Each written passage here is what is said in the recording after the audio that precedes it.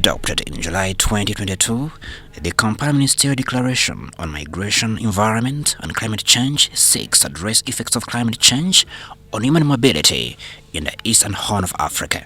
And we are trying to make sure that we disseminate the Kampala Declaration on Migration and Environment and Climate Change to the youth, but also pick their inputs or key messages that will be reflected in the National Action Plan of the KEDMEC.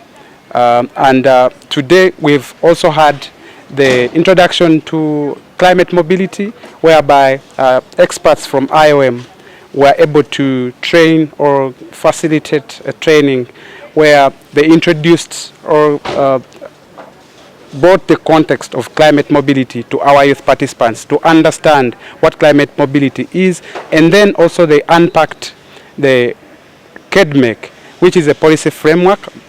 Today's event has brought youth from all walks of life to collect views geared at enriching Uganda's action plan on climate mobility and the commitments in this framework. So what we are trying to do today is to collect youth messages that will support or will be reflected in the National Action Plan of this policy framework.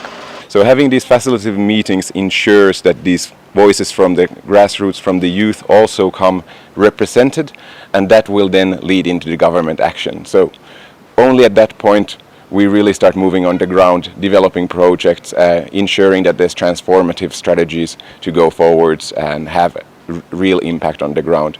But these frameworks are the enabler for it, and it's important that everybody gets to participate in their development.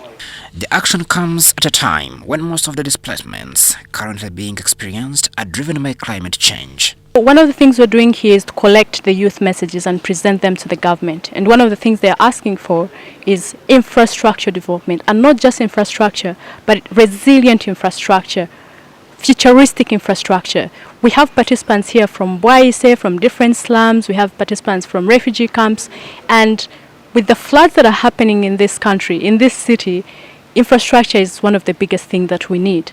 According to Uganda Hazard Report, over 12,000 people were displaced in June and July, heightening the need for a more integrated approach to avert this unbecoming trend. The youth climate activists recognize the need to ban plastics, reinforce climate financing, and accelerate reusable non-disposable plastics, and avail more information on climate. Crispus.